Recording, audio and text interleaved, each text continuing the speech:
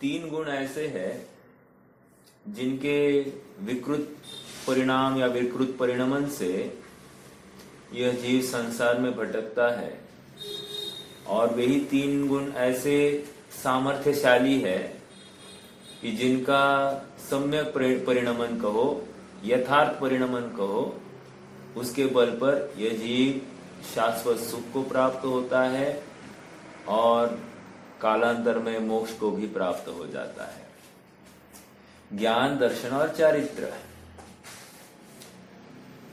यह प्रवचनसार ग्रंथ है और यहाँ पर वस्तुपरक ज्ञान कराया जा रहा है। एक वस्तु दूसरे वस्तु को परिणमाने में समर्थ नहीं, गुण द्रव्य रूप होता नहीं, द्रव्य गुण रूप होता नहीं, एक गुण दूसरे गुण रूप होता नहीं, द्रव्य का परिणाम स्वतंत्र अपना द्रव्य का ही है, गुण कोई अन्य इस द्रव्य के परिणाम को कराने में समर्थ नहीं, द्रव्य ही स्वयं परिणाम को प्राप्त होता है। ये जितना भी वस्तु स्वरूप का परिचय है इस ज्ञान प्रधान कथन के माध्यम से किया जा रहा है।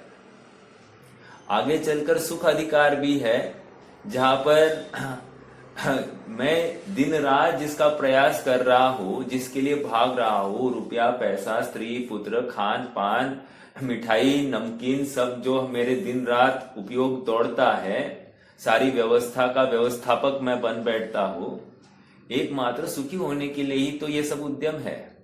इसलिए आचार्य आगे बढ़कर कहने वाले सुख क्या है, क्योंकि इन तीन गुणों संबंधी ही भ्रांति है, और इन तीन गुणों संबंधी भ्रांति हट जाए तो जीव सुखी हो जाए। इसलिए सर्वप्रथम इस जीव को जिनेंद्र भगवान का ज्ञान कराया जाता है। कैसे है वे सर्वज्ञ, और सर्वज्ञ के स्वभाव का निरूपण करके मेरा ज्ञान स्वभाव भी ऐसा ही है, इसी जाति का है, ये भी निर्णय कराया जाता है। मात्र सर्वज्ञ भगवान का परिचय कराना इतना ही इष्ट नहीं है। प्रवचनसार में, प्रवचनसार ग्रंथ में सर्वज्ञ भगवान का परिचय कराकर या उनकी सर्वज्ञता का परिचय कराकर मेरे सर्वज्ञ स्वभाव का निर्णय करना है, और मेरे सर्वज्ञ स्वभाव का निर्णय मेरे ज्ञान के माध्यम से ही होने वाला है, अर्थात मेरा ज्ञान ही वो साधन है, ये भी दिखाना है। और ज्ञान जो है वो आत्मा के आश्रित है, इसलिए वो ज्ञान को जानने पर इमीडिएटली तुम आत्मा को जान लेना, तुम्हारा काम हो जाएगा, तुम आत्मानुभवी हो जाओगे, ऐसा यहाँ पर बताया जा रहा है। बहुत ही सुंदर प्रकरण है, बहुत ही मार्मिक प्रकरण है। जो समझे वो पाए, जो नहीं समझे वो हाथ मलते बैठेगा। एक उक्ति आती है ना, जिन खोइया तिन पाइया, गहरे पानी पैठ। मतलब क्या, जो कोई खोजी होता है उसको गहराई में जाना ही पड़ेगा, ऊपर ऊपर तैर कर वो कुछ भी नहीं मिलने वाला। जिसको आज तक मोती आदि सब उत्कृष्ट हीरे जवाहरत आदि मिले हैं, उसको सब समुद्र के तलहटी में ही मिले हैं। याद रखना, नीचे जितना जाएगा उतनी रिस्क भी ज्यादा है, लेकिन इस रिस्क को खेलकर भी एक भी मोती अगर उसको मिल जाए तो उसकी 7 पीढ़ियां निहाल हो जाएगी, और ये जानता है। इसलिए अपनी जान की बाजी लगाकर भी जब ये लौकिक कार्य में एक मोती के लिए ये इतना रिस्क लेता है, तो हमारा इस मनुष्य भाव का एक रिस्क लेने में क्या जाता है कि हम सभी जगत के द्वंद्व फन छोड़ दे, कमाना धमाना सब छोड़ दे, खान पान का विकल्प छोड़ दे, और एक आत्मा को समझने के लिए अपना उपयोग समर्पित कर दे। समझ में आ रहा है क्या? अत्यंत महत्वपूर्ण ये शिक्षा यहां से मिल रही है। गाथा नंबर 26 पर थे हम। 26वीं गाथा में ये कहा गया कि ये आत्मा सर्वगत है। क्यों? और सर्व पदार्थ आत्मगत है। दो बातें कही, आत्मा सर्वगत और सर्व पदार्थ आत्मगत। गत अर्थात गतो धातु, गतो मतलब एक तो जाना भी, फैलना भी हो जाता है और गतों के माध्यम से जानना भी होता है। तो आत्मा सबको जानता है एक, और वे सर्व पदार्थ आत्मगत है कहना का मतलब क्या है, वे जानने में आते हैं, वे भी वहीं पे बैठे हैं, आत्मा भी यहीं पे बैठा है। समझ में आ रहा है क्या? ऐसा नहीं है कि आत्मा उन पदार्थों के पास गया है और ऐसा नहीं कि पदार्थ आत्मा के पास आए हैं। लेकिन देखो ना, एक छोटा सा उदाहरण देता हूं, अच्छा लगेगा आपको। हम मान लो अपना कोई प्रवचन या अपनी एक बहुत बड़ा फंक्शन ऑर्गेनाइज किया है और उस फंक्शन में हमको एक मुख्य अतिथि के रूप में बुलाया जाता है और हमको सबको प्रेरणात्मक वचन देने हैं। तो हम जो वचन बोल देते हैं जिनके माध्यम से पूरी सभा एकदम स्तब्ध हो जाती है, पिन ड्रॉप साइलेंस, और सब अपनी अगली बात क्या होगी ये सुनने के लिए आतुर होते हैं। सभा पूर्ण हो जाती है, फिर कोई अपना एक मित्र आ जाता है और कहता है, भाई तुम तो छा गए। कहने का अर्थ क्या था? हम कहा गए थे छाया देने के लिए, बट हमारा वचन ही इतने उत्कृष्ट थे, सबको अच्छे लगे, समझ, सबके मन में वो इष्ट भाषित हुए, ये उसका अर्थ है। वैसे ही यहां पर कह रहे हैं कि हम किसी के मन में जाकर उनको संतुष्ट नहीं कर रहे थे, लेकिन सहज ही उनको ये वचन अच्छे लगे। वैसे ही यहां पर कह रहे हैं कि गे कहीं आते नहीं है हमें जानो कहने के लिए, लेकिन सहज ही उनका ऐसा प्रमेयत्व स्वभाव है कि वो सदा काल कोई भी जाने, हमको कोई तकलीफ नहीं, ऐसा उनका स्वभाव है। और ज्ञान का ऐसा स्वभाव, सदा काल वो किसी न किसी को जाने, ऐसा उसका स्वभाव ही है। तो ज्ञान जाने बिना रहता नहीं है और ये जानने में आए बिना रहते नहीं है, ऐसा सहज वस्तु का ही स्वभाव है। इस वस्तु के स्वभाव की स्वीकृति में ही सच्चा पुरुषार्थ, सच्चा तत्व निर्णय है। इसलिए मैं इसको जानूं और इसको नहीं जानूं, ऐसा मैं नहीं करूंगा, और मैं इसके जानने में आऊं और इसके जानने में नहीं आऊं, ऐसा भी अपराध मैं नहीं करूंगा, क्योंकि ये वस्तु स्वरूप से परे है। मेरी जो कोई बातें होगी, ये सबको जैसा मैं हूं वैसा वो मुझे देख ले, जैसा मैं हूं वैसे मुझे वे परख ले, ऐसा विश्वास जिसे होता है वही सर्वज्ञ होने का लायकात रखता है। समझ में आ रहा है क्या? मुझे जो चाहे जब चाहे टटोले और हमको परखे, क्या प्रॉब्लम है? समझ में आया? ये कौन कह सकता है? जिसको वस्तु का निर्णय हुआ है वही तो कह सकता है। ये कॉन्फिडेंस किस में आता है? इसलिए मुनिराज वो कहते, जब चाहो आप हमको आकर परखो, हमको कोई तकलीफ नहीं है। नहीं हमको बोलकर आना चाहिए था, इंटीमेट करके आना चाहिए, दरवाजा खटखटा कर आना, अरे ये सब टाइम पास नहीं। अरे ब्रह्मचारी को भी ये स्वीकार नहीं है तो मुनिराज तो बहुत आगे की बात है। समझ में आ रहा है क्या?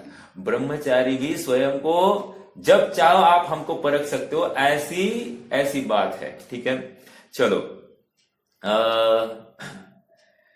26वीं गाथा में ये महत्वपूर्ण बात कि सभी ज्ञेय आत्मा सर्वगत है और सभी ज्ञेय आत्मगत है। ठीक है, क्यों? क्योंकि आत्मा ज्ञानमय है और ज्ञान सभी ज्ञेयों को जानता है, और ज्ञान सर्वात्म प्रदेश में बैठा है, इसलिए आत्मा ही सर्वगत है, ऐसा कहने में आ रहा है। ठीक है, हाँ, उदाहरण दिया था कल, जैसा मयूर, मोर दर्पण में झलका है, तो दर्पण में जो झलका है वो दर्पण की अपनी स्वच्छता है, और अपनी स्वच्छता में मोर का कुछ भी आया नहीं है। ऐसे ही ये जितने भी गे झलक रहे हैं, ये सब मेरे ज्ञान दर्पण की स्वच्छता है, अर्थात आत्मा की ही स्वच्छता है, और इस स्वच्छता में बाहर का कुछ अंदर प्रवेश ही नहीं कर रहा है। कोई मेरे अनुसार चले अथवा नहीं चले, हमको उससे कुछ भी फर्क नहीं पड़ता है। समझ में आया? हाँ, चलिए आज हमको एक कदम आगे बढ़ना है, 27वीं गाथा की तरफ बढ़ना है। 26वीं गाथा में का कुछ भाव है वो भी थोड़ा सा पढ़ते हैं अंतिम अंश में और फिर आगे बढ़ेंगे।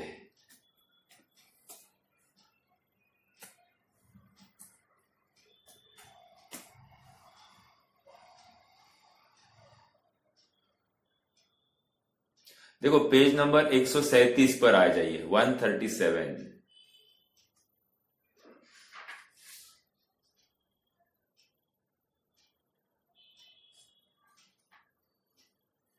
टॉप से पढ़ेंगे, थोड़ा बहुत फास्ट पढ़ेंगे, ज्यादा नहीं पढ़ना है। आत्मा में ज्ञेय जानने में आते हैं, इसलिए सर्व पदार्थ आत्मगत है, ऐसा कहते हैं। नैमित्तिक भूत ज्ञाकारो अर्थात ज्ञान में हुई स्वपर प्रकाशक स्वच्छ अवस्था रूप ज्ञाकार, इन ज्ञाकारों को ज्ञानाकार भी कहने में आता है। थोड़ा सा मैं इसको समझाऊं, फिर से आत्मा में ज्ञेय जानने में आते हैं, एक बात, इसलिए सर्व पदार्थ आत्मगत है, दो। देखो अभी ज्ञान की बात ही नहीं कर रहे, डायरेक्टली आत्मा के और पदार्थों के साथ में रिलेशन स्थापित कर रहे हैं। हाँ, आत्मा में ज्ञेय जानने में आते हैं, इसलिए सर्व पदार्थ आत्मगत है, ऐसा कहते हैं। नैमित्तिक भूत ज्ञेयाकार, नैमित्तिक भूत मतलब क्या? निमित्त है, ज्ञेय जो है वो निमित्त है। ज्ञाकार अर्थात ज्ञान में हुई स्वपर प्रकाशक स्वच्छ अवस्था रूप ज्ञाकार, इन ज्ञाकारों को ज्ञानाकार भी कहने में आता है, क्योंकि ज्ञान ही इन ज्ञाकारों रूप परिणमित हुआ है और पर पदार्थों के द्रव्य गुण पर्याय उसके निमित्त है। कह रहे हैं कि ये बाहर के पदार्थ जो है ना, ये पदार्थ ज्ञान में प्रवेश नहीं कर गए हैं, लेकिन ये बाहर के पदार्थ जो थे ना, उनके जैसा ही आकार ज्ञान दर्पण पर खड़ा हुआ तैयार हुआ है, तो इसलिए इनको ज्ञेयाकार कहा जा रहा है, एक बात। और एक बात इनको ज्ञेयाकार कहने की यह है महत्वपूर्ण बात कि ज्ञान ने किसको जाना ये भी समझना चाहिए, इसलिए जिसको जाना उसको ज्ञेय कहा जाता है। समझ में आ रहा है क्या? ज्ञान ने जाना इसलिए वो पदार्थ ज्ञेय नाम पाया, ज्ञान नहीं जानता तो ज्ञेय नाम नहीं पाता। समझ में आ रहा है क्या? हाँ, तो क्या है, इसलिए ज्ञाकारों को ज्ञानाकार ही कहते हैं, और मजबूती से कहूं तो इनको ज्ञानाकार ही कहते हैं। ज्ञाकार कहना मजबूरी है। समझ में आ रहा है क्या? क्योंकि देखो हमको प्रसिद्ध क्या है, बाहर का ये पुद्गल पदार्थ रूपी पदार्थ वर्तमान में हमको प्रसिद्ध है, और वर्तमान में ये पुद्गल पदार्थ किसकी वजह से प्रसिद्ध है? कह रहे ज्ञान की वजह से प्रसिद्ध है। तो फिर वो ज्ञान को पकड़ाया, अब ज्ञान को पकड़ाकर कह रहे हैं कि ये पदार्थ वो जो है ना वो वहां नहीं है, अंदर है। जैसे देखो बाई रोटी बनाती है, तो बाई रोटी बना रही है, तो बाई बाहर में वो रोटी को बेलन आदि जो है, पाटा बेलन और रोटी का जो ये है मतलब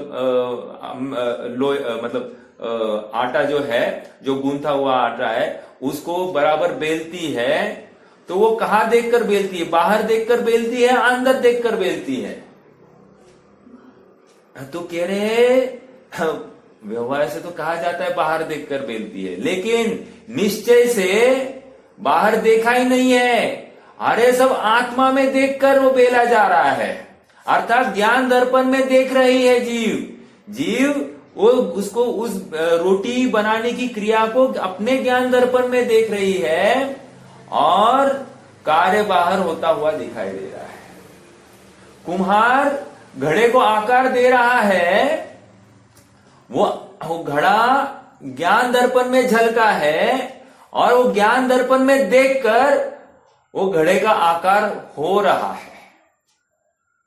सहज वैसा योग और उपयोग वो परिणमित हो रहा है। योग और उपयोग है, उसमें विरोध नहीं है, लेकिन देख कहा जा रहा है, वो अपने ज्ञान दर्पण में देखा जा रहा है। और एक महत्वपूर्ण बात, इंटरेस्टिंग बात है, और आप सबको ये बात अच्छी लगेगी, हाँ, यदि अभ्यास किया होगा तो। मैंने तो ये डिस्क्लोज, अपन ने जब 7 नए कहे थे, नैगम संग्रह व्यवहार रुजु सूत्र, ये आगम के 7 नए जो थे, वहां पर 3 बातें कही थी। घट 3 प्रकार का होता है। कोई बता सकता है घट 3 प्रकार का? घट 3 प्रकार का, नॉट नए, घट। कोई बता सकता है? थोड़ा सा जोर लगाइए। सोनाली भाभी एक बता सकते हैं, प्रिया भाभी एक बता सकते हैं।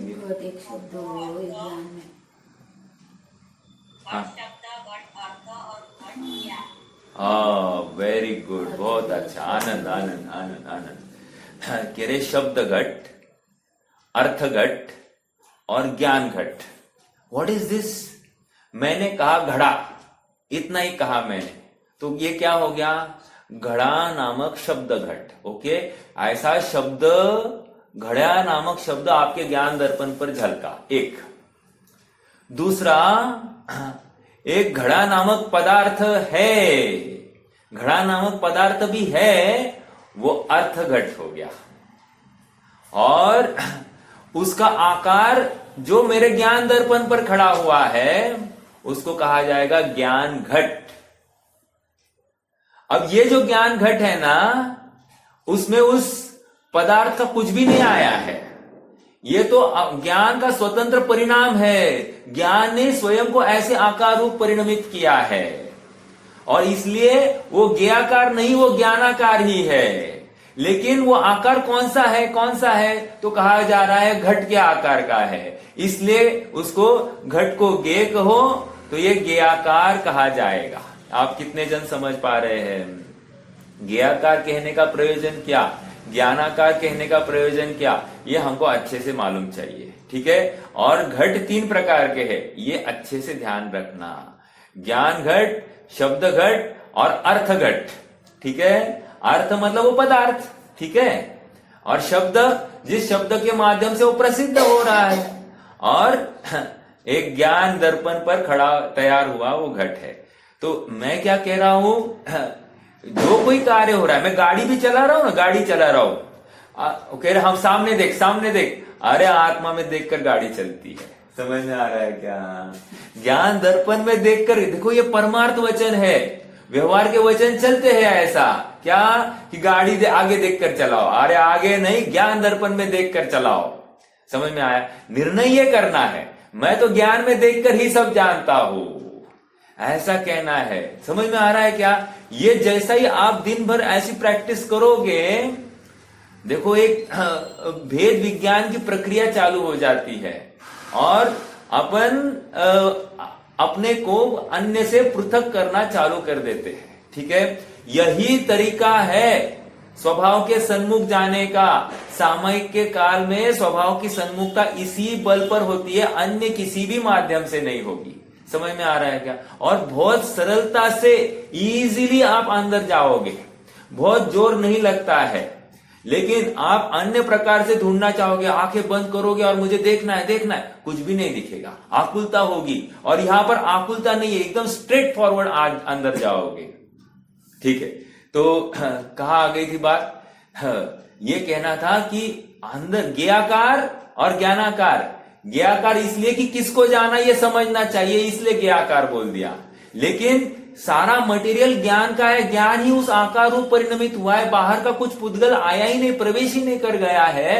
तो हम कैसे कहेंगे कि वो उसके आकार का है? वो मोर उस दर्पण में प्रवेश ही नहीं कर गया है। वो दर्पण में जो कुछ है, दर्पण का अपना स्वाभाविक परिणाम है, दर्पण ही उस आकार रूप परिणमित हुआ है। आप जबरन क्यों कहते हो कि वो मोर आ गया है? समझ में आ रहा है क्या? ऐसे ही यहां पर समझाया जा रहा है कि अंदर आया ही नहीं है, पुद्गल कुछ प्रवेश ही नहीं कर रहा है, तो आप कैसे कह रहे हो कि पुद्गल का आकार है? हम कहेंगे ये ज्ञान आकार है।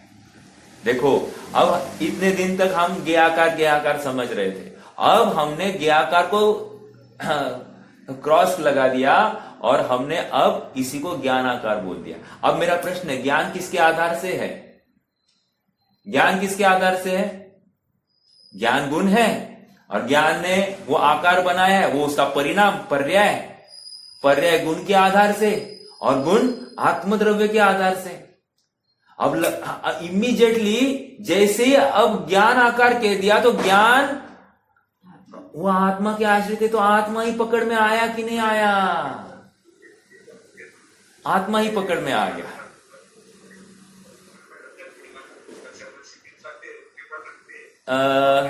सोनल भाभी आपका माइक म्यूट कर दीजिए ना जरा। चलिए अब थोड़ा सा और आगे बढ़ते हैं। ये महत्वपूर्ण बिंदु था, ज्ञान आकार कहना क्यों और ज्ञेय आकार कहना क्यों, याद रखना, भूलना नहीं इसको। और ज्ञान आकार कहते ही आत्मा ही पकड़ में आना चाहिए। आज अभी आप हर समय में तत्व निर्णय करने के लिए हमको जिनवानी सामने होनी चाहिए ऐसा नहीं, हमारे ज्ञान का ज्ञेय जिनवानी के वचन होने चाहिए और उसका प्रैक्टिकल हम करते रहने चाहिए। कपड़े भी धो रहे हैं तो कपड़े धो रहे हैं ना, हम वहां पर साबुन वाबन नहीं, हम तो ज्ञान में झांक कर कपड़े धो रहे हैं। हम शरीर को भी धो रहे हैं तो हम ज्ञान में झांक कर ही शरीर को धो रहे हैं।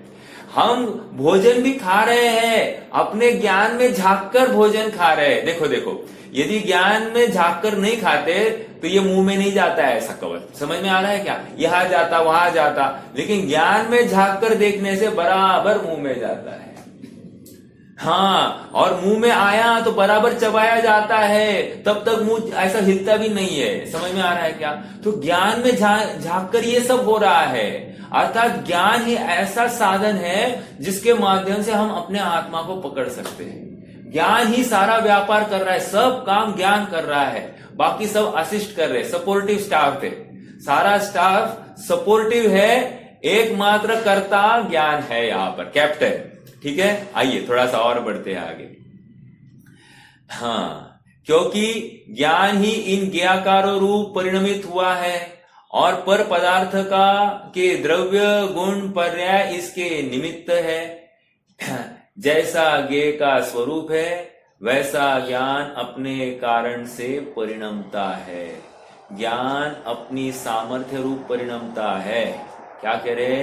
ज्ञान अपने स्वयं के सामर्थ्य से परिणमा है, किसी ने उसके ऊपर कोई आशीर्वाद दिया नहीं है, जाओ तुमको आशीर्वाद, तुम अब जानना चालू करोगे, ऐसा नहीं है साहब। ज्ञान या आत्मा अपने स्वयं के सामर्थ्य के बल पर सबको जानने लगा है, किसी दूसरे ने उसको प्रोत्साहित नहीं किया है हमको जानो, इसने स्वयं से अपने सामर्थ्य के बल से जान रहा है। ये महत्वपूर्ण शब्द है, अपने सामर्थ्य से जानता है। जानने के लिए खींचातानी नहीं है, जानने के लिए जबरदस्ती नहीं है, जानने का भार नहीं है, जानने से कोई तकलीफ नहीं है। जानना ये मेरा स्वभाव है, इसलिए कितना जानूं ये बात है ही नहीं, मैं सब कुछ जान सकता हूं, यही बात है। समझ में आ रहा है? यही वस्तु का स्वभाव है। मेरी आत्म वस्तु ऐसी उत्कृष्ट स्वभाव वाली है, इससे महिमा आनी चाहिए।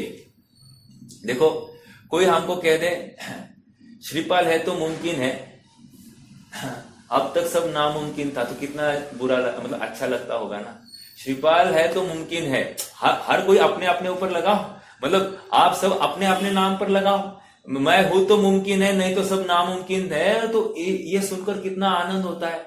वैसे ही कह रहे ज्ञान है तो मुमकिन है, ज्ञान है तो मुमकिन है। क्यों? ज्ञान का ऐसा सामर्थ्य है इसलिए मुमकिन है। अगर सामर्थ्य नहीं होता तो जगत का कोई पदार्थ इसमें मुमकिनता ला नहीं पाता था। समझ में आ रहा है क्या? चलिए आगे थोड़ा सा और। जैसा ज्ञेय का स्वरूप है वैसा ज्ञान अपने कारण से परिणमता है। ज्ञान अपनी सामर्थ्य रूप परिणमता है। ज्ञेयाकार अपने ज्ञान की अवस्था है, ज्ञेयाकार अपनी ज्ञान की अवस्था है। इन ज्ञान के ज्ञेयाकारों को आत्मा में देखकर समस्त पर पदार्थ आत्मा में है ऐसा उपचार किया जाता है। उपचार मतलब किसी मत का कहना है। जब भी ऐसा कहेगा ना, किसी मत का ऐसा कहना है, मतलब क्या कि यहां पर ऐसा नहीं है, ये भी स्वीकार करना। ठीक है, ऐसा उपचार से कहा गया है। उपचार से मतलब क्या? समझाने के लिए, क्योंकि सचमुच जानने में आ रहे हैं ना, लेकिन वो कोई प्रवेश नहीं कर गए हैं। यही बात आगे 31वीं गाथा में दर्पण के दृष्टांत से समझाएंगे। ठीक है, अपन वहां पर यथागत आएगी तब समझेंगे। जिस प्रकार अभी फाइनल ये लास्ट पैराग्राफ देखिए, ज्ञान स्वपर प्रकाशक है। लास्ट पैराग्राफ, ज्ञान स्वपर प्रकाशक है, यह सिद्ध करने के लिए यह बात ली गई है। क्या बात ली गई है? कि आत्मा सबको जानता है। पर प्रकाशकत्व ये दिखाना है। ज्ञान का मात्र स्व प्रकाशकत्व नहीं, पर प्रकाशकत्व भी है, ये दिखाना है। क्यों? क्योंकि हमको क्या तकलीफ है? मुझे आत्मा को ही जानना है, आत्मा को ही जानना है। इस छल के बल पर को जानना ही नहीं, ऐसा हमको लगता है। या हमको पर ही जानने में आ रहा है, स्व जानने में नहीं आ सकता, ऐसा भी किसी को भ्रम है। इन दोनों बातों को तोड़ने के लिए आत्म स्वभाव को ही बताया जा रहा है। आत्मा स्व पर प्रकाशक है, आत्मा स्व को भी प्रकाशित कर सकता है और पर को भी प्रकाशित कर सकता, ऐसा आत्मा का स्वभाव है। ज्ञान स्व पर प्रकाशक है, यह सिद्ध करने के लिए यह बात ली गई है। आत्मा को सर्वगत कहकर कहा गया है कि आत्मा सर्वगत उपचार से है, निश्चय से तो यह आत्मगत है। आत्मगत कहकर स्व प्रकाशीपना और सर्वगत कहकर पर प्रकाशीपना। ठीक है, आनंद के न्याय से भी आत्मा स्वगत है। आहा, क्या कह रहे?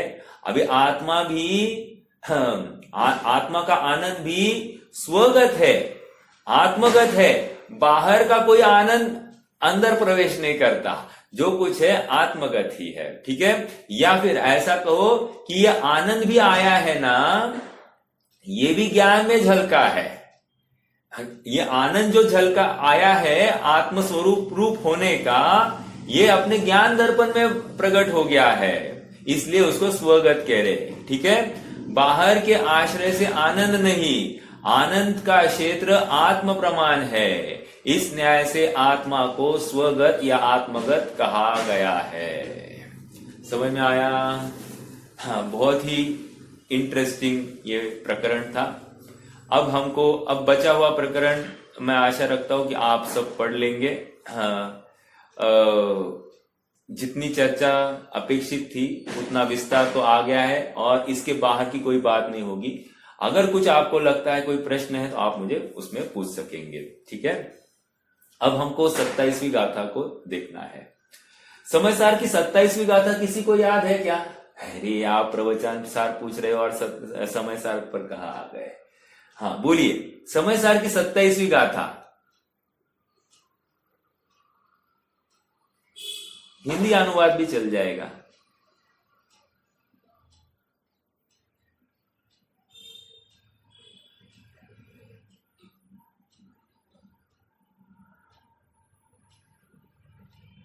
देह चेतन एक है, यह कथन है व्यवहार का। ये एक हो सकते नहीं, यह कथन है परमार्थ का। ये याद आया क्या आपको? 27वीं गाथा क्या है? वहां पर निश्चय व्यवहार दिखाया है। अब यहां पर भी निश्चय, इस 27वीं गाथा में भी निश्चय व्यवहार ही दिखा रहे हैं। कितना कोइंसिडेंस है। देखो देखो, अब थोड़ा सा इसका उत्थान का पढ़ेंगे। हाँ, प्रवचन सार 27वीं गाथा। विगत गाथा में यह कहा गया था कि जिनवर अर्थात आत्मा सर्वगत है और सर्व पदार्थ आत्मगत है। ओके, 26वीं गाथा का एक लाइन में सार आ गया, क्योंकि सभी पदार्थ आत्मा के द्वारा जाने जाते हैं। अब इस प्रश्न है क्या भैया? अब इस 27वीं गाथा में आत्मा और ज्ञान में कथनचित एकत्व है और कथनचित अन्यत्व है, यह सिद्ध करते हैं। देखो ये गाथा क्यों लिखी गई होगी, थोड़ा सा इसका भाव समझने की कोशिश करते हैं। देखो शिष्य अभी 23वीं गाथा में सुन गया है कि ये आदान प्रमाण, तो आत्मा ज्ञान प्रमाण है और ज्ञान आत्म प्रमाण है, इतना ही वो समझ में आ रहा है अभी इसको। तो अभी इसकी माइंडसेट हो गई कि आत्मा मतलब ज्ञान, ज्ञान मतलब आत्मा, इसके अलावा और कुछ नहीं है आत्मा में। समझ में आया क्या? क्या कहा? आत्मा मतलब ज्ञान और ज्ञान मतलब आत्मा, अर्थात आत्मा में ज्ञान के अलावा और कुछ नहीं, और ज्ञान आत्मा के अलावा और कुछ नहीं। समझ में आया क्या? ये किसी शिष्य को भ्रांति होने लग गई, तो इसलिए आचार्य देव उसकी क्लैरिफिकेशन कर रहे हैं। भाई हम भले ही आत्मा कह रहे हैं, आत्मा को ज्ञानमय कह रहे हैं, ज्ञान और आत्मा एक ही है ऐसा भी कह रहे हैं, लेकिन सर्वथा नहीं कह रहे हैं। हमारे कथन में स्यात् चिन्ह है, स्यात्। आचार्य समंतभद्र ने एक जगह पर ऐसा लिखा है कि यदि कोई जैनी बात करता है और जैनी ने भले कहीं कहा नहीं है, लेकिन तुम अपनी श्रोता को कहा है, तुम अपनी तरफ से उसमें स्यात् चिन्ह लगाकर ही बात को सुनना। स्यात् मतलब कथनचित, किसी अपेक्षा से। समझ में आ रहा है क्या? हाँ, तो ये श्रोता की जिम्मेदारी है, पढ़ने वाले की जिम्मेदारी। यहां पर स्यात् चिन्ह लगाकर ही पढ़ना है। अगर आप एकांत से पढ़ोगे तो आप सांख्य मत हो जाओगे या बौद्ध मत हो जाओगे, लेकिन जैन मत वाले नहीं रहोगे। इसलिए यहां पर महत्वपूर्ण बात कह रहे हैं कि स्यात् चिन्ह लगाना है। स्यात् ये जिनवानी का लक्षण है। ये स्यात् लांछन, लांछन मतलब लक्षण, लांछन मतलब ऐसा लांछन लगाया है, अर्थात वैसा नहीं लगाना। ये लक्षण है, चिन्ह है, जिससे जिनवानी को हम समझ सकते हैं, पकड़ सकते हैं, या ये जिनवानी ही है ऐसा नक्की कर सकते हैं। और एक बोलूं आपको, यदि जिनवानी कोई पढ़ता है बिना स्याद्वाद के, तो वो जिनवानी नहीं जनवानी है। और किसी कोई जनवानी है और उसमें स्यात् चिन्ह लगाकर पढ़ी जाए तो वो जिनवानी हो जाती है। आपको बताऊं, भोपाल में ऐसा एक समुदाय है जो नाटक समयसार का अभ्यास करता है। क्यों? प्योर आध्यात्म है, तो नाटक समयसार का अभ्यास करते हैं वो लोग, स्वाध्याय करते हैं। क्यों? एकांत वालों को कोई तकलीफ नहीं है, लेकिन हमको जब समझना है, हमको स्यात् चिन्ह के माध्यम से समझना है। हाँ, ठीक है, चलो चलो आगे यहां पर आ जाइए। अभी 27वीं गाथा का पाठ करना है। णाणम अपत्तिमदम वट्टदिणाणम विणाण पाणम तम्हाणाणम अप्पा अप्पाणाणम तव अन्नम वा। यह अप्पा नाणम, अप्पा अप्पा और गप्पा, यही बातें हैं। चलो देखते हैं क्या है, समझते हैं। देखो प्राकृत कितनी इजी है ज्यादा मुश्किल नहीं है। हमारा अभ्यास कम है, इसलिए हमको तकलीफ लगती है। णाणम अपत्तिमदम, हाँ कह रहे हैं नाणम ज्ञान, आत्मा ति, ज्ञान आत्मा ही है। मदम, ऐसा कोई मत है। वट्टदी, वट्टदी मतलब कहता है एक, ठीक है। णाणम विणाण अप्पाणम, और ज्ञान आत्मा के बिना नहीं है, ठीक है। तम्माणाणम अप्पा अप्पाणाणम व अन्नम वा। सारा खेल या अंतिम पद में आया है।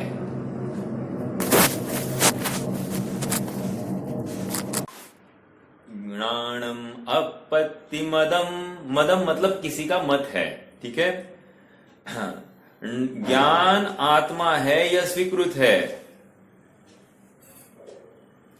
तो क्यों स्वीकार करना?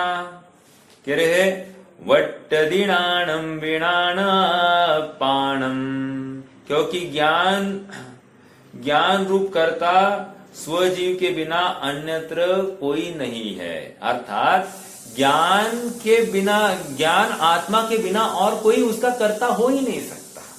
समझ में आया क्या? घड़ा या अन्य पर पदार्थ, कपड़ा आदि कोई उसका कर्ता नहीं हो सकता। तो क्या हो गया, ज्ञान आत्मा है एक, आत्मा ज्ञान है दो। तम्हाणाणम अप्पा, इससे क्या जानना चाहिए, इससे जानना है कि तम्हाणाणम अप्पा, इसलिए आत्मा और ज्ञान अप्पाणाणम व अन्नम वा, कह रहे आत्मा ज्ञान है या ज्ञान आत्मा है, ये ज्ञान आत्मा से अन्य है या ज्ञान आत्मा से अनन्य है, ये किसी अपेक्षा से किया गया कथन है। फिर से बोलूं, ज्ञान आत्मा है,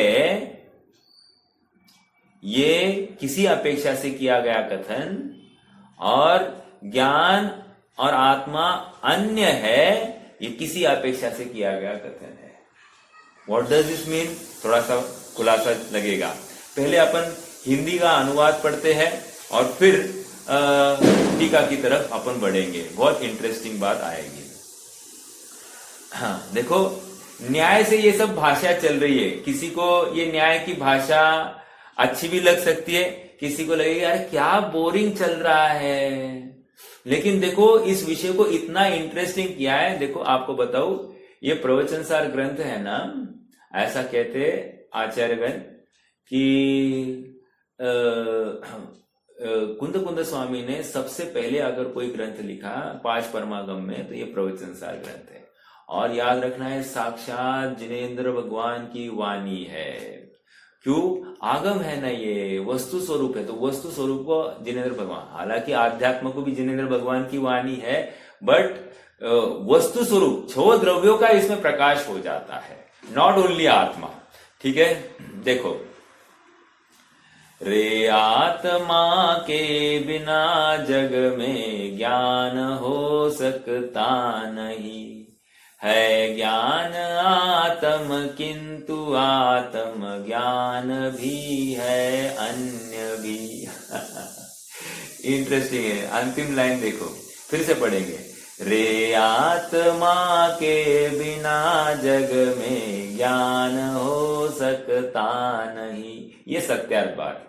आत्मा के बिना ज्ञान आपको कहीं नहीं, जहां जहां ज्ञान वहां वहां आत्मा, जहां आत्मा है वहां ज्ञान मिलता ही मिलता है, या यूं कहो जहां आत्मा नहीं वहां ज्ञान भी नहीं। समझ में आया? ये ऐसा अव्यतिरिक्त है, अन्योन्य वहां पर तादात्म्य संबंध है, और ये नित्य तादात्म्य संबंध है। जहां जहां आत्मा वहां वहां ज्ञान, जहां ज्ञान नहीं वहां आत्मा भी नहीं। अब मैंने उल्टा करके बोल दिया, समझ में आया? ऐसा ही है। प्रश्न है क्या सर? अच्छा, इसको शुद्ध जीवत्व कहना है आपको? नहीं नहीं, ये नहीं कहेंगे शुद्ध जीवत्व। हाँ, यहाँ तो हाँ हाँ, जाननपना आएगा पारिणामिक भाव में, लेकिन यहाँ पर ज्ञान गुण एज अ होल की बात चलती है। ज्ञान के बिना आत्मा नहीं रहता और आत्मा ज्ञान के बिना नहीं रहता, अर्थात गुण द्रव्य के आश्रित रहता है, इतना ही कहता है। गुण बिना द्रव्य नहीं होता और गुण द्रव्य के बिना रह नहीं सकता, इतना ही तादात्म्य संबंध दिखाना है। यहाँ पर वो शुद्ध जीव अभी तक दिखाने की अपेक्षा नहीं है, क्योंकि यहाँ वस्तु, मूल बात तो यहाँ पर वस्तु स्वरूप दिखा रहा है कि द्रव्य और गुण पृथक नहीं है, लेकिन गुण, एक गुण ही मात्र द्रव्य नहीं है, ये यहाँ पर समझाया जा रहा है। बस दिस इज द लॉजिक। शुद्ध जीवत्व की बात नहीं है, यहाँ पर वस्तु का प्रतिपादन करने की बात चल रही है। ज्ञान बताया जा रहा है, ज्ञान, और समझना है अनंत गुण को ऐसे ही लगाना, मतलब क्या, सुख भी लगाना कि आत्मा सुख आत्मा के बिना नहीं एक, और सुख आत्मामय ही है और अन्य भी।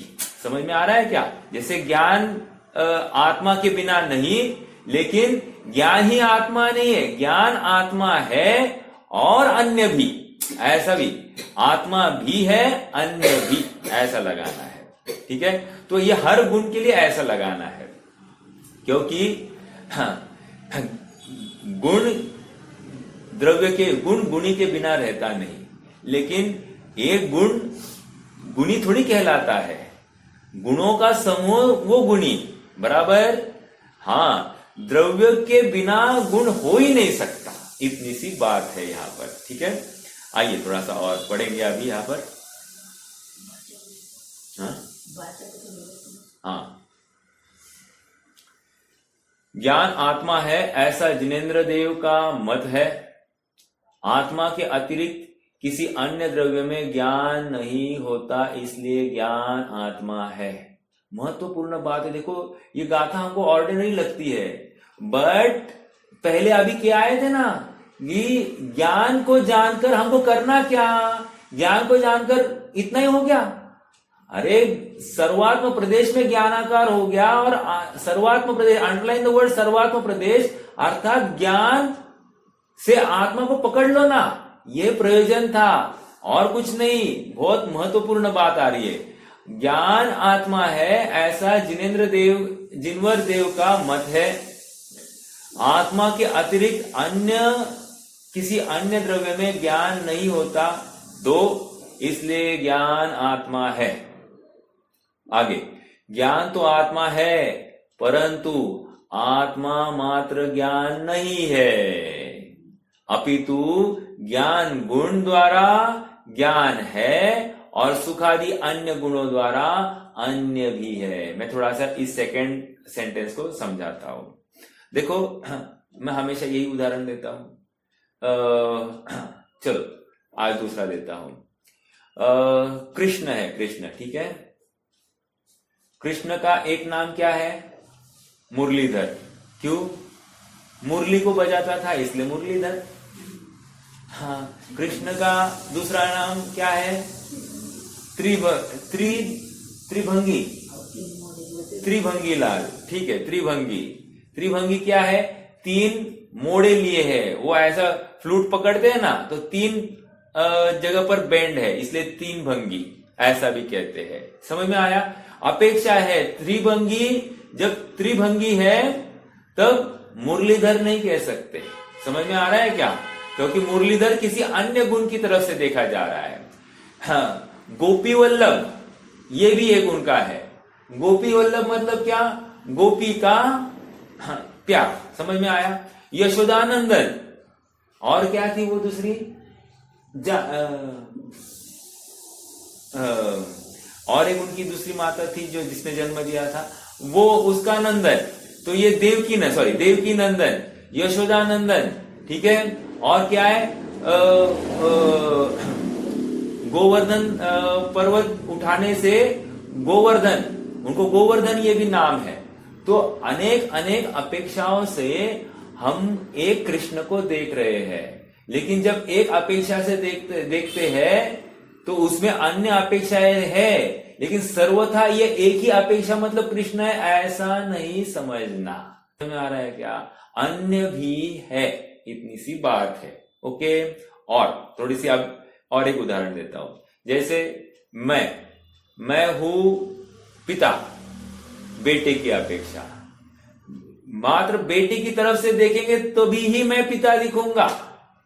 वैसे ही ज्ञान की तरफ से देखेंगे तभी यह आत्मा ज्ञान दिखेगा। समझ में आ रहा है क्या?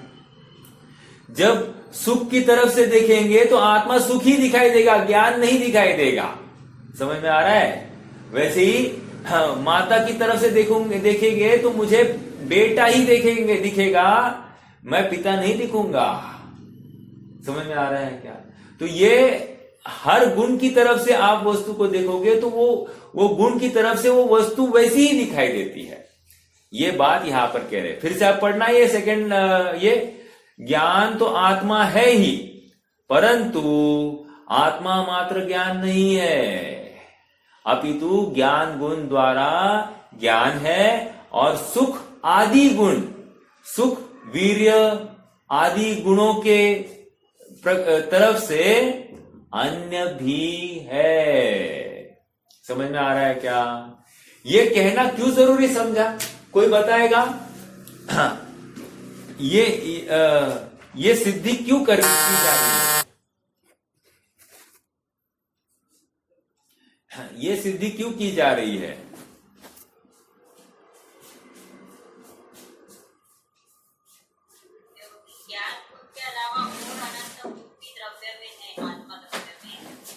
बराबर, यस। हाँ, एक बात तो है ही, लेकिन ऐसा है, देखो यदि बोलिए। थोड़ा डाउट है। हाँ, जैसे अभी बोला ना, ज्ञान आत्मा में है, लेकिन आत्मा ज्ञान छोड़ के और बहुत कुछ भी है। हाँ, ऐसे है, पर आत्मा और कुछ है, वो तो ज्ञान के माध्यम से ही पता चलेगा ना। आप पढ़ने दो ना। हाँ, लेकिन है ना वो अन्य गुण। हाँ, पर सुखी तो कैसा समझेगा? तो ज्ञान है तो सुखी है ना। नहीं, सुख, देखो, हाँ बराबर, जानने की अपेक्षा तो बात बिल्कुल सही है। ज्ञान नहीं होता तो वो सुख किस काम का था? नहीं, अपेक्षा आपकी सही है। ज्ञान नहीं होता तो सुख को जानता कौन, और फिर अपेक्षा सुखी होने के लिए प्रयास क्यों होता? लेकिन सुख है ना, वीर्य है ना, अरे अनंत गुण है। ये कह रहे स्वच्छत्व शक्ति, प्रकाशकत्व शक्ति, ज्ञातृ शक्ति, दृषि शक्ति, चिदी शक्ति, जिति शक्ति, ये है ना आत्मा में। अस्तित्व शक्ति, वस्तुत्व शक्ति, द्रव्यत्व शक्ति, अरे है ये आत्मा में। भाव शक्ति, अभाव शक्ति, भाव शक्ति है ये आत्मा में। अब आप मात्र ज्ञान कर रहे जा रहे हो, ये क्या है? तो मात्र ज्ञान नहीं है, ज्ञान का अलावा अनंत गुण है। हाँ, देखो इसमें और एक बात, मेरी बात सुनो, जैसे समझे पंचसंगी पंचेंद्रिय, उस वक्त तो ये समझ में आ जाएगी। हाँ, ओनली उसके नीचे वाले को कैसा समझेगा? नहीं समझ में आएगी ना, बिल्कुल सही है। हाँ, अपन संगी है ना, तो आपने को ही समझना है, ये रिस्पॉन्सिबिलिटी अपने ऊपर है। हाँ, उनको नहीं समझ में आ रहा है, इसके लिए हमको कुछ भी नहीं करना है, हमको हमारा स्वार्थ देखना है। समझ में आ रहा है क्या? हाँ, अब हम ये उत्कृष्ट बात सुनने पर भी नहीं समझेंगे ना, तो हम असंगी हो जाएंगे। ये असंगी को समझना भी हमारा काम है, और संगी होते हुए वस्तु स्वरूप समझना ये भी हमारा काम है।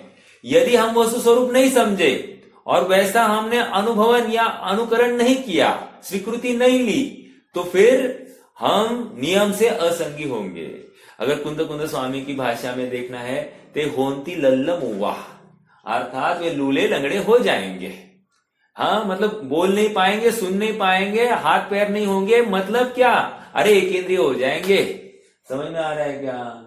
यदि तू अपना ये संगित्व स्वीकार नहीं करता, यदि तू ऐसा वस्तु स्वरूप स्वीकार नहीं करता है, तो तेरी गति क्या है? तू होंती लल्लम वाह।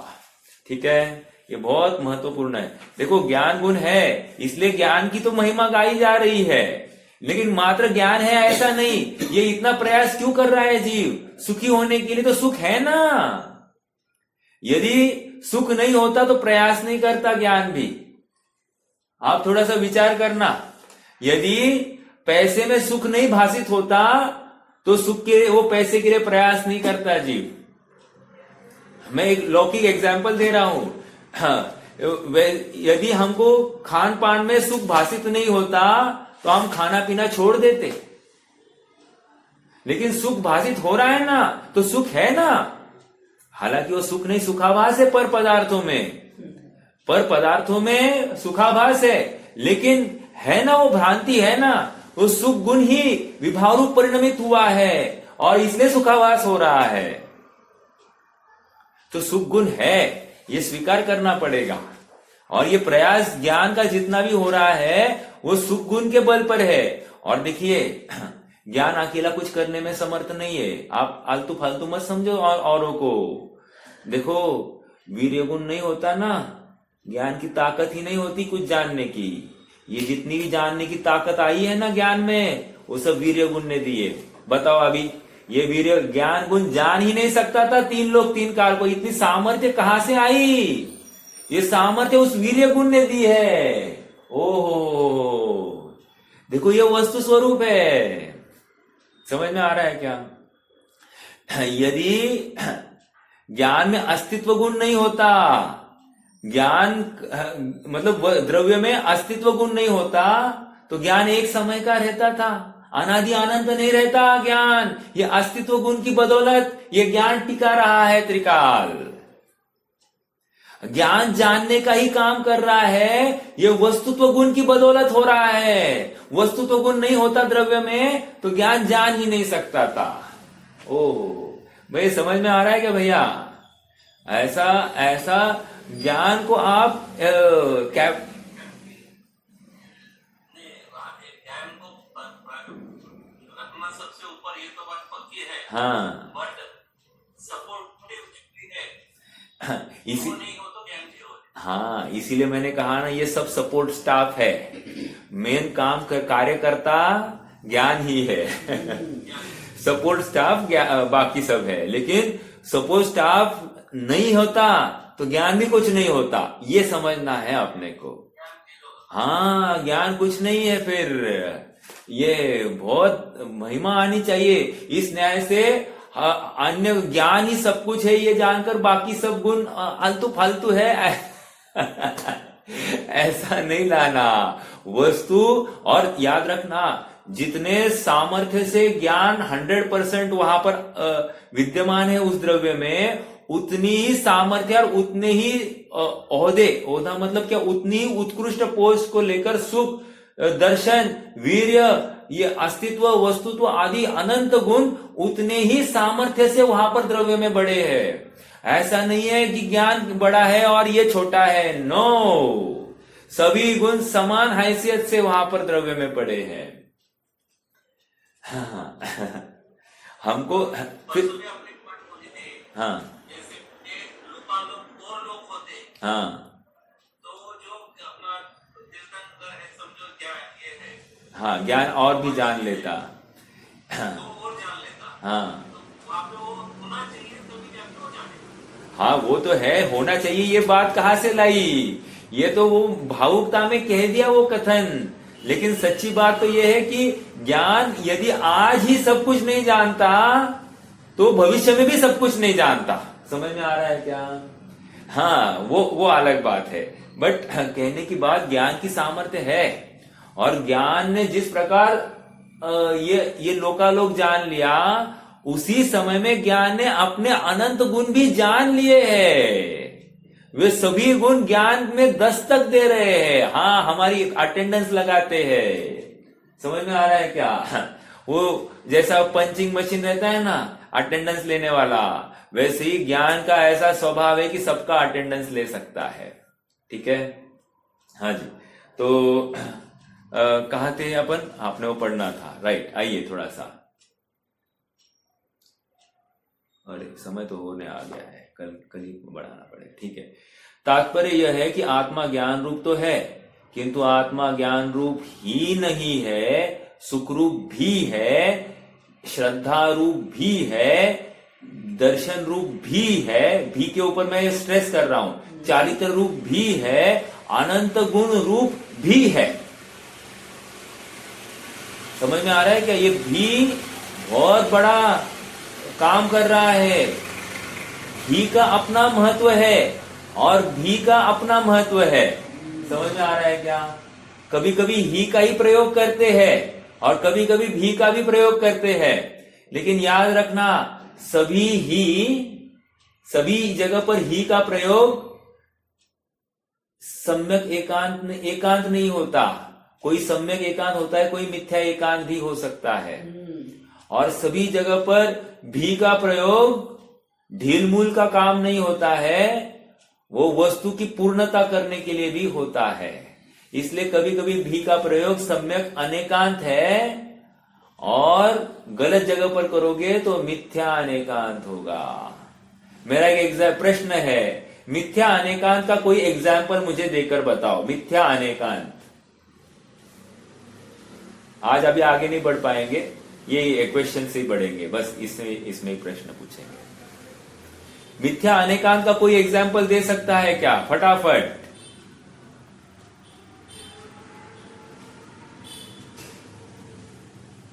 रोहित भैया,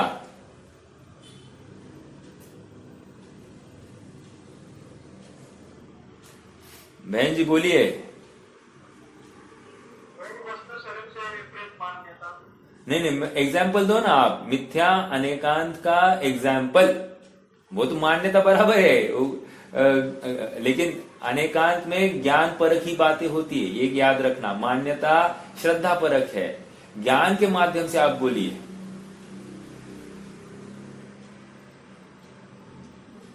आत्मा का हित मोक्ष भी है, संसार भी है। ये ओके, चलेगा, अच्छा है, ठीक है। आत्मा का हित मोक्ष भी है और संसार भी, दोनों हाथ में लड्डू, मिथ्या अनेकांत, बहुत अच्छा। देखो, मैं आत्मा भी हूं, शरीर भी। समझ में आ रहा है क्या? मैं आत्मा भी हूं और शरीर भी, ये जो कथन है मिथ्या अनेकांत है। सबसे इजी, क्योंकि ये मान्यता अनादि की बैठी है ना इस जीव की। मैं आत्मा हूं, देखो, और थोड़ा सा, सुख आत्मा में भी है और लड्डू पेड़ा बर्फी में भी है, दिवाली की मिठाई में भी है। समझ में आ रहा है क्या? दिवाली नहीं मनाएंगे तो दुखी है, और दिवाली मनाएंगे तो सुखी है। अर्थात दिवाली में भी सुख है और आत्मा में भी सुख है। ऐसा दोनों डगरी पे पैर रखना, ये मिथ्या अनेकांत है। समझ में आ रहा है क्या? वस्तु स्वरूप से विपरीत सोच है, बहुत ही विचारणीय बिंदु है। ठीक है, मिथ्या तो इसलिए कह रहे हैं, भी सर्व जगह पर लगाना बहुत समझदारी नहीं है, और ही सब जगह पर लगाना वो भी समझदारी नहीं है। चलो, ही क्यों लगाया जाता है, कोई बताएगा? आज नए चक्र की क्लास हो रही है। ही क्यों लगाया जाता है? ये समझ रहे हैं क्या आप? हाँ, दृढ़ता का प्रतिपादन करने के लिए ही होता है। दृढ़ता, हाँ, देखो, हाँ, मतलब और कोई ऑप्शन नहीं है भैया।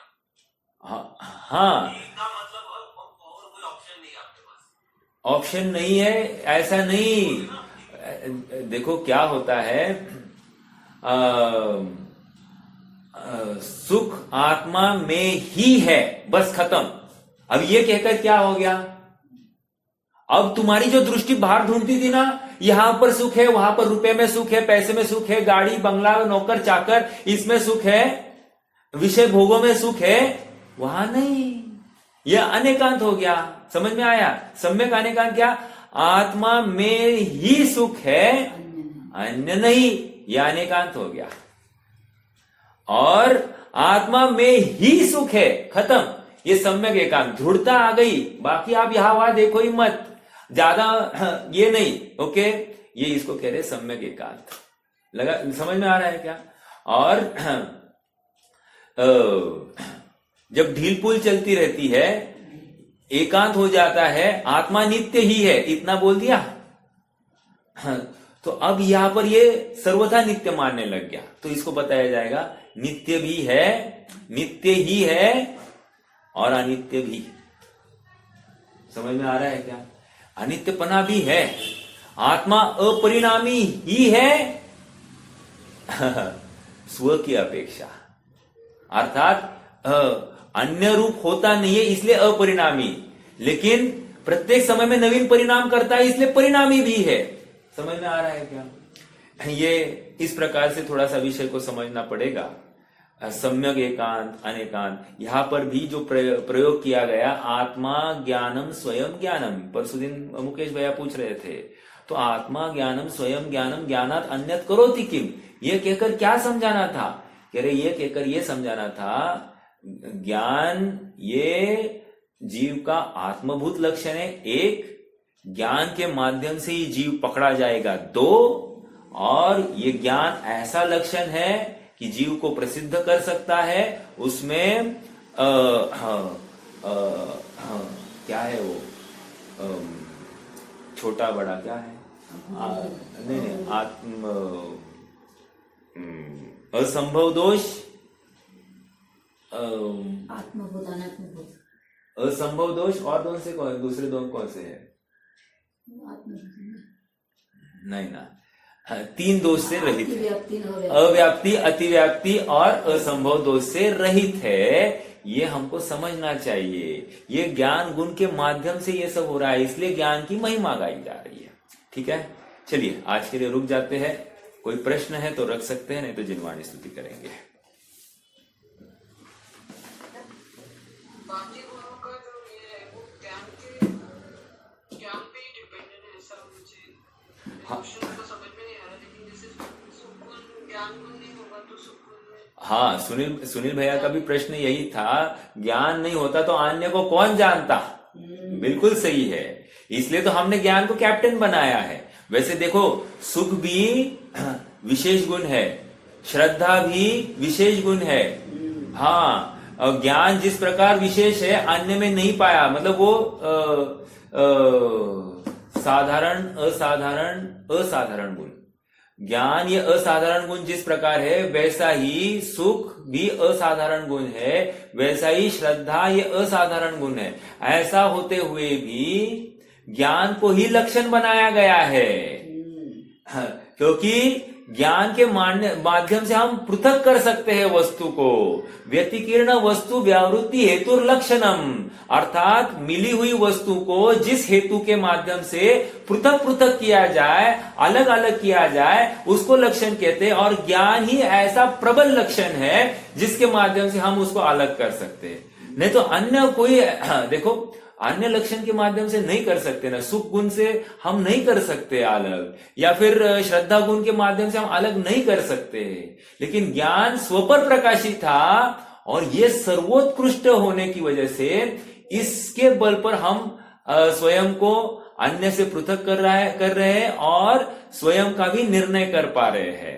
इसलिए ज्ञान ही सर्वोत्कृष्ट साधन है। ज्ञान की महिमा अपरंपार है, इसलिए समय सार में ज्ञान की महिमा, यहां पर ज्ञान की महिमा। यद्यपि समय सार में श्रद्धा की भी मुख्यता है, लेकिन ज्ञान के बल पर आत्मख्याति में तो अमृतचंद्र स्वामी ने क्या है, ज्ञान ज्योति को तो नमस्कार किया है। श्रद्धा परक कथन करना है, लेकिन वो बार बार ज्ञान ज्योति को ही नमस्कार कर रहे हैं। तो ज्ञान को अनन्य साधारण महत्व है, क्योंकि ज्ञान ही निर्णय करता है, और ज्ञान ने जो निर्णय किया है उसी का अनुकरण श्रद्धा करती है। श्रद्धा अंधी है, तो श्रद्धा अनुकरण कब करेगी? जब ज्ञान ने निर्णय किया। तो इसलिए ज्ञान को बहुत बहुत महत्व है। इसलिए हम यहाँ पर भी समझा रहे हैं कि निर्णय करो। निर्णय तो ज्ञान को ही करना पड़ेगा, श्रद्धा को निर्णय नहीं करना, सुख चारित्र को निर्णय नहीं करना, सुख निर्णय तो ज्ञान को ही करना है, और सबका निर्णय ज्ञान को ही करना है। अनंत गुणों का निर्णय ज्ञान को ही करना है। इतना बड़ा काम ज्ञान के पास में है। अस्तित्व का निर्णय ज्ञान को करना। हाँ बोलिए ना। ज्ञान के माध्यम से सबको जानने में तो आ रहा है, सब कुछ जान तो रहे, पर सभी गुणों की अपनी अपनी सत्ता कहो या अपना अपना कार्य, वो तो अलग है ना। बिल्कुल है ना, है ना। ऐसा ज्ञान जान रहा है ना, सबका काम अलग अलग है, ये भी तो ज्ञान जान रहा है। और जो ज्ञान जान रहा है वही आत्मा है। बस हो गया आत्मानुभव। यही तो, ऐसी तो आत्मा को पकड़ना है। ये मैं जान रहा हूं ना, ये जानने वाला कौन? ज्ञान कौन है? आत्मा। आत्मा ही है, बस हो गया, आत्मा मिल गया। और कहा ज्यादा जाना है आगे? हाँ, तन्मय होना है, बस इस विकल्प को लेकर आगे चलकर तन्मय होना है। ऐसी वस्तु है, और ऐसा वस्तु का पहले निर्णय करना, निर्णय करके उसको धारणा में बिठाना, और सामयिक काल में ऐसी धारणा में बिठाई हुई वस्तु का अनुभवन करना, काम हो जाएगा। ठीक है, रुकना है। जिनवाणी स्तुति।